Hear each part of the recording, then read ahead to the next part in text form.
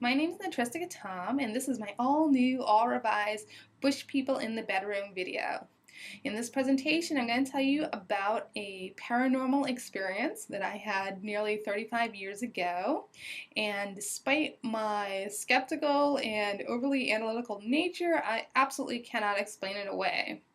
Before I begin, I'd like to tell you a little bit about my family background, and you'll see how it factors into the experience shortly. I was raised by my maternal grandparents. They were both German.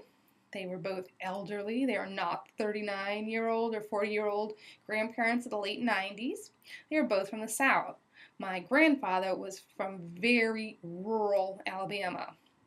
Now, my grandfather, he supported his family through military service. He traveled up and down the East Coast in the Coast Guard, and he actually did go abroad for a while during World War II. When he retired from the military service, he became a carpenter, and he decided that he was going to build a house for his wife and himself. And true to his nature, he went and he picked out a parcel of land in the middle of nowhere. We're talking Courage the Cowardly Dog nowhere, only with trees. There was a street that abutted our land, but there was maybe one other house on the street about 20 minutes away, so it's truly isolated. Now, he built a salt box house. Now, the salt box aspect of the house isn't so important, but some architectural elements of the house are. Now, this house is on a raised foundation, and it had a staircase leading up to a door in the back. That was our main door, and it had two doors on the side. Due to his illness, he was quite ill late in life. He had built two doors on each side of the house, but he never built the stairs and the railing, so the doors were inaccessible, and you couldn't open them, so they're basically decorative. Now, we moved in, and the paranormal phenomena started shortly thereafter, and it was associated around the area of one of these two useless doors.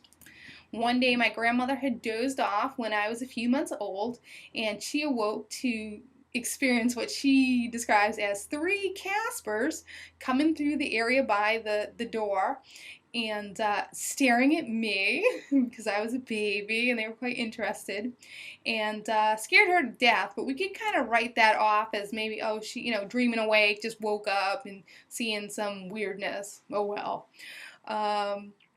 Years later, my grandfather would also have an experience sitting over by this door. He would state that two beings who were not Caspers, they're actually humanoid. I think they were actually businessmen, came through the door and wanted to have a sit down with him and hang out. And my grandmother wanted to hush that up and said that, your grandfather's quite ill because of this illness that he has, and he's on a lot of medication, and this is a reaction to medication. So again, we poo-pooed that and ignored it. Now, I had one experience that couldn't be ignored, and it also was associated with the area by the door, at least the side of the house where the doors were. But it wasn't associated with the doors per se. Now, at that door was the foot of a spiral staircase. And due to my grandparents' age and declining health, they actually couldn't climb up the staircase anymore. So the upstairs portion of our house was unfinished. There was a lot of wood and tools laying about. No one ever went up there except for me. Now, I had this room up there, and I was delighting in bed one day when weekend morning. I had created myself a tent, and I had some stuffed animals, and I was, in there hiding. And I was surprised to hear this scratching sound right outside the doorway of my room. Now, I was even more surprised when I looked up and I saw black hands holding on to this piece of plywood, and they were fumbling with the plywood and pushing it by my door. Now, I'm a high yellow person, and when I say black hands, I don't mean high yellow hands. I mean pitch black, like Crayola crayon black hands, holding on to this wood. Now, at that age, even though I was about 4, I was smart enough to realize that if there are hands on this side of this huge long piece of wood, there's probably hands on the other side of the wood, and that would make me outnumbered. So I started to become alarmed. So I just kept my eye on the situation, and it wasn't long before I see 3 beings walking into my room. Now, these beings weren't the ooh, ah, baby type Casper beings. These beings, want to get down to business. There were about 3 of them. They were short. I would say that they were about the height of pygmies. Probably not the most politically correct term, but it's the most accurate term. They were pitch black, and they were humanoid, but I hesitate to say that they were actually human. There was something about their eyes that if you looked into their eyes, they did not have the soul quality that you expect. There was something devoid there. They had file down teeth and file down fingernails, which gave them a fanged and clawed type of experience or presentation to them. And they were wearing grass skirts, probably technical terms, probably more like raffia, and they had heavy metal ornaments all throughout their mode of dress. Like I said, they went right down to business, and they focused their attention on this jewelry box owned by my biological mother. If you've ever seen one of those black lacquered jewelry boxes with sort of like the faux Japanese design on the top, something you buy at Walmart for $9.99, one of those. It had a ballerina and a music box inside, and we just knew that because this was just one of those, obvious jewelry boxes. But we actually never looked inside because we couldn't, because my mother had the key. So it's a bit of a mystery, like what's in the jewelry box. And I expected some sort of treasure to be in there, but I was woefully wrong.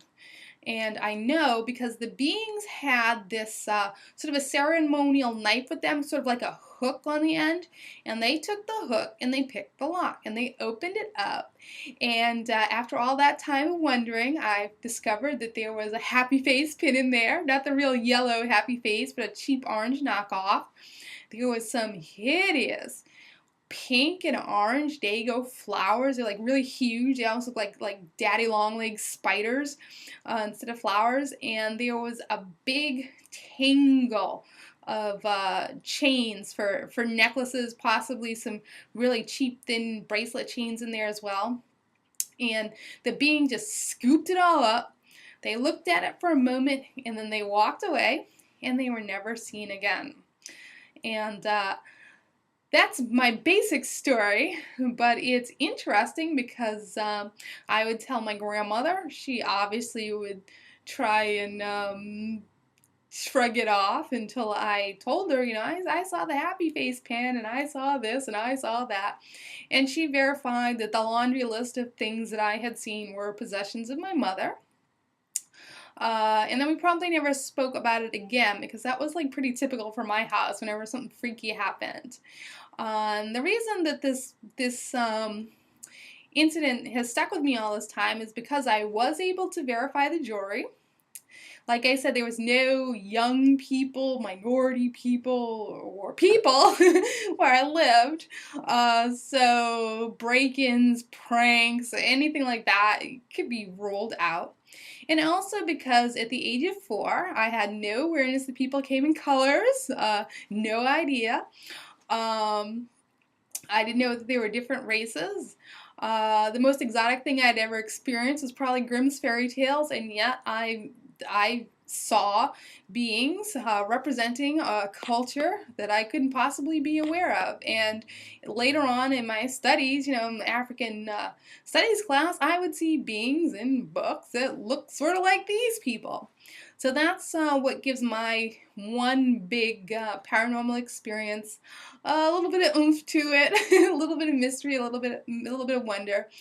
And I'd be interested in knowing what other people think. I'll actually put a few of the theories that have been brought up to me in the sort of like more or less sidebar on the video, because I know I've been talking too long, but definitely feel free to comment and leave your opinion. Thank you.